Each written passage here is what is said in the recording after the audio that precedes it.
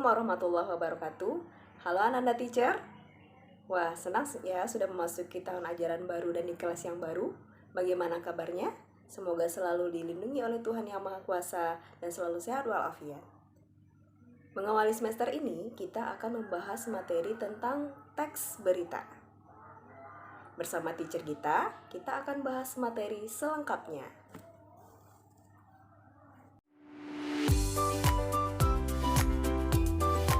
Adapun tujuan pembelajaran yang akan kita capai setelah mempelajari teks berita ini, nanti Ananda Teacher mampu menjelaskan pengertian berita, mengidentifikasi unsur-unsur teks berita, menyimpulkan teks berita, dan mampu membacakan sebuah berita.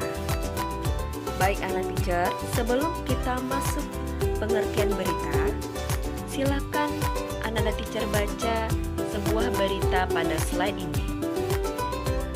Pada slide ini dapat diketahui bahwa berita tersebut berisi tentang anak-anak yang kecanduan gadget sehingga berdampak pada kesehatan psikologisnya, sehingga mereka harus direhabilitasi di sebuah rumah sakit jiwa.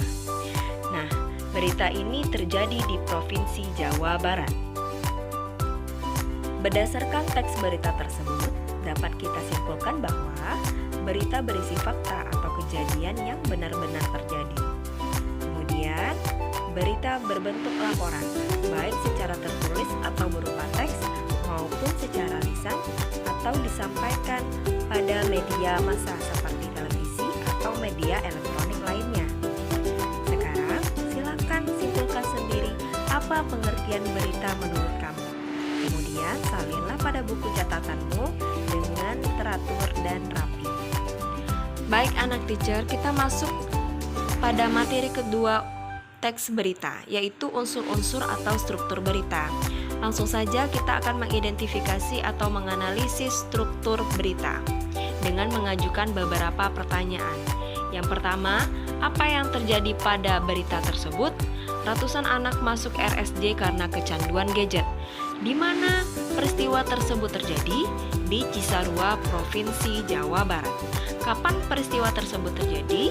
Pada tahun 2019. Siapa yang diberitakan dalam berita tersebut?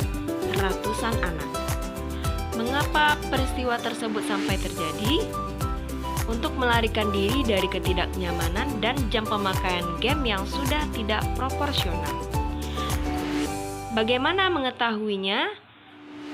Mengetahuinya dapat dikenali dari perilaku sehari-hari. Nah, anak teacher, dapat kita simpulkan bahwa kita dapat mengetahui atau mengidentifikasi unsur-unsur sebuah berita dengan mengajukan 6 pertanyaan yang disingkat dengan adik Simba atau 5W1H. Jadi unsur apa untuk mengetahui kejadian atau peristiwa? Di mana untuk mengetahui lokasi atau tempat kejadian? Kapan untuk mengetahui waktu?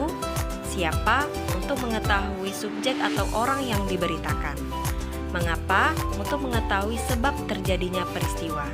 Bagaimana untuk mengetahui kronologis atau urutan peristiwa, solusi, atau keadaan situasi kejadian?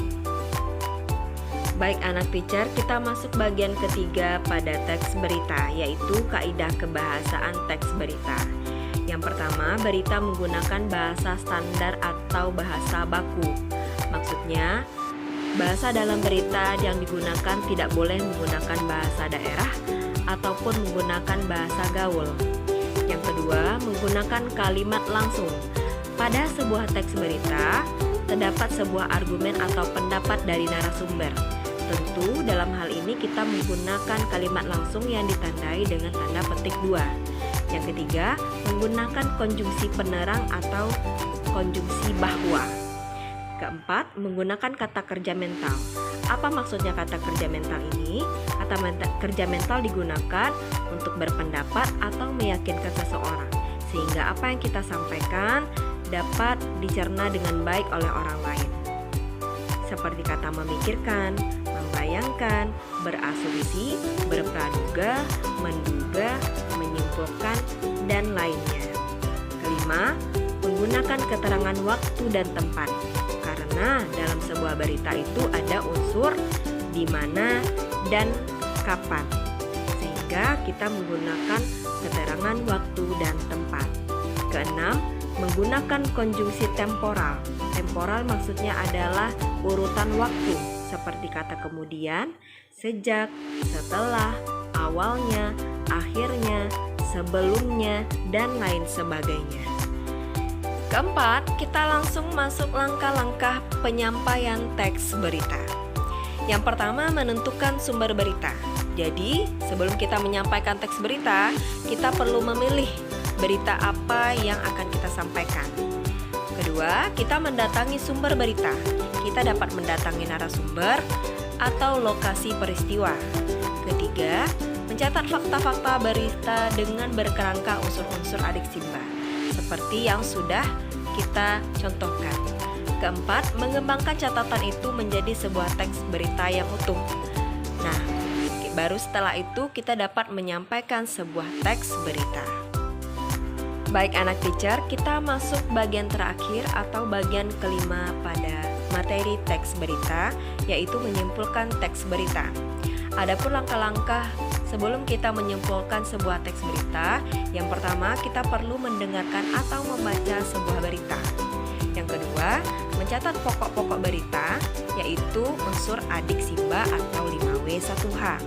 Yang ketiga, baru kita dapat menyampaikan kembali isi teks berita secara lengkap dan ringkas. Oke Ananda Teacher, demikian materi kita mengenai teks berita. Silakan catat di buku catatanmu dan terus tetap semangat ya walaupun kita belajar secara daring. Dan tetap patuhi protokol kesehatan seperti memakai masker, menjaga jarak dan mencuci tangan menggunakan air mengalir. Demikian yang dapat teacher sampaikan. Bye-bye.